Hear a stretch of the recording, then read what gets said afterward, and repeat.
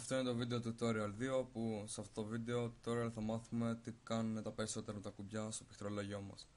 Ας πούμε πως έχουμε ένα κύβο και θέμε να τον επεκτείνουμε προς όποια πλευρά είναι. Θα πατήσουμε το ε και θα το σύρουμε με το ποντίκι για να μεγαλώσει. Ας πούμε ότι μετά θέμε να το γυρίσουμε. Πατάμε το ρου. Αυτό κάνει rotate γύρω γύρω. Εξαρτάται από ποια πλευρά έχεις πατήσει στους αριθμούς. Το ένα από μπροστά, από αριστερά, δεξιά, από πάνω. Κάνει κάθε φορά διαφορετικά κίνηση το ρου, από ποια οπτική γωνία κοιτάς το αντικείμενο. Ας πούμε ότι εμείς το κοιτάμε από την αριστερή πλευρά και πατάμε ρου και το γυρίζουμε. Μετά το tab όπου μας ανοίγει ένα μενού που έχει διάφορες επιλογές, θα τις μάθουμε αργότερα. Το όμικρον φτιάχνει ένα κύκλο όπου ό,τι είναι μέσα σε αυτόν τον κύκλο πιο κοντά ή πιο μακριά κουνάει συγχρόνως με αυτό που έχουμε διαλέξει. Δηλαδή τώρα κουνάει αυτό εδώ πέρα. Άμα το ξεπατήσουμε δεν κουνάει.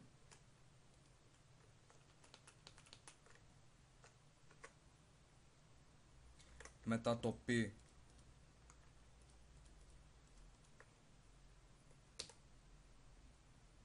μας βοηθάει να πατήσουμε την επιλογή selection, όπου σημαίνει ότι όλο αυτό ήταν ένα object. Εμείς το κάναμε δύο. Διαλέξαμε ποιο θέμε και απλά τα χωρίσαμε για να μην είναι όλα ανακατεμένα μαζί.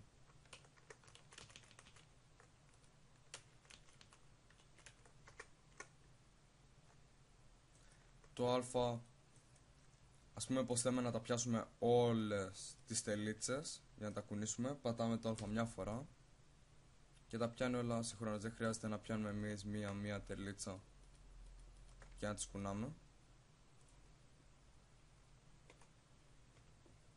Μπορούμε επίσης να ξαναπατήσουμε α για να τα βγάλουμε. Δηλαδή έχουμε πιάσει πολλά και δεν θέλουμε να τα βγάζουμε ένα-ένα, πατάμε α. Το S, άμα θέλουμε να μικρύνουμε κάτι προς όλες τις πλευρές, πατάμε S και μικραίνει.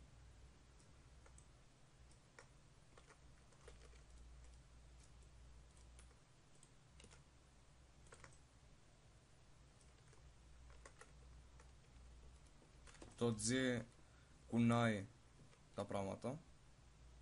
Μπορούμε να το κάνουμε και με το ποντίκι, αλλά για πιο γρήγορο μπορούμε να χρησιμοποιήσουμε και το G. Δηλαδή θα δώσουμε ένα παράδειγμα με το G, το RU, το G, το RI, το RU και το ε. Πατάμε G, το μεγαλώνουμε. Ε, RU, ε. Και φτιάχνουμε.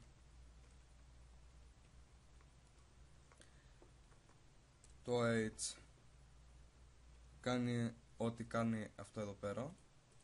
Απλά αν έχουμε πολλά αντικείμενα, ξέρω εγώ, και εμείς θέλουμε να κάνουμε δουλειά μόνο με αυτό εδώ πέρα, μας ενοχλούν τα άλλα. Γι' αυτό πατάμε πάνω του. Είναι αυτά τα ματάκια, δηλαδή τα βλέπεις, δεν τα βλέπεις.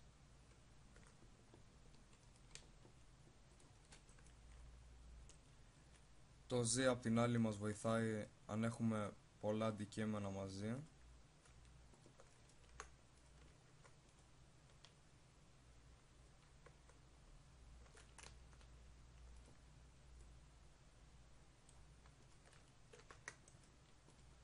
Και θέλουμε να πιάσουμε αυτήν την κάτω γωνία, πατάμε zoom και τη βλέπουμε και την πιάνουμε. Χωρίς το zoom δεν θα μπορούσαμε. Δεν μπορούμε.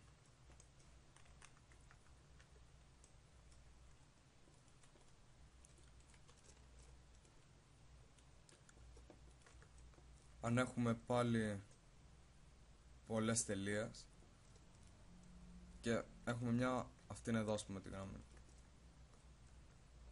και δεν θέλουμε να τις πιάνουμε μία, πατάμε το βου και βλέπουμε πόσα πιάνει τις περιοχές που θέλουμε. Αυτό μπορούμε να το κάνουμε και με το C, το S, για λέγε πλευρές.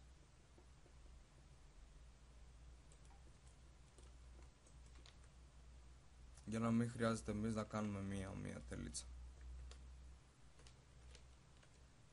Το N μας ανοίγει ένα δεύτερο μενού, όπως το TAF, όπου και εδώ έχει πολλά χρήσιμα πράγματα που θα τα δούμε αργότερα. Τώρα πάμε στους συνδυασμούς κουμπιών. Το Ctrl Z,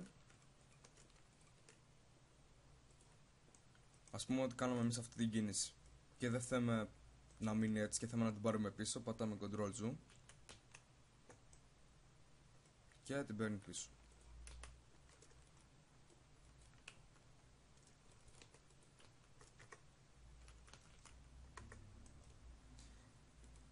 Άμα πατάμε μόνο δεξί κλικ και πατάμε τις κουκκίδες, πιάνει μόνο μία. Αν πατάμε Shift και δεξί κλικ, πιάνει πολλά. Π.χ. έχουμε όλα αυτά τα objects ενωμένα.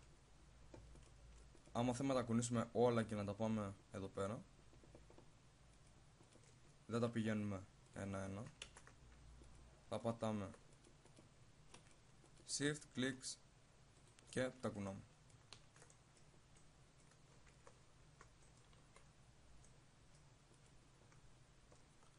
Το Alt μας βοηθάει να πιάσουμε τις τελίτσες που θέλουμε σε μια συγκεκριμένη λωρίδα, όπου από εδώ ξέρω εγώ να πιάσουμε μέχρι το τέλος του.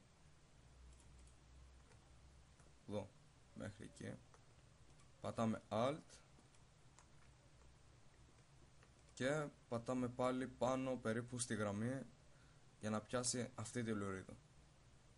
Γιατί άμα θέλαμε να πιάσει αυτή την κάτω λωρίδα, δεν θα το στρέφουμε προς από εκεί για να πιάσει αυτά. Μπρος εδώ και πιάνει. Άμα συνδυάσουμε το Shift με το Alt, μπορούμε να πιάσουμε πιο πολλά.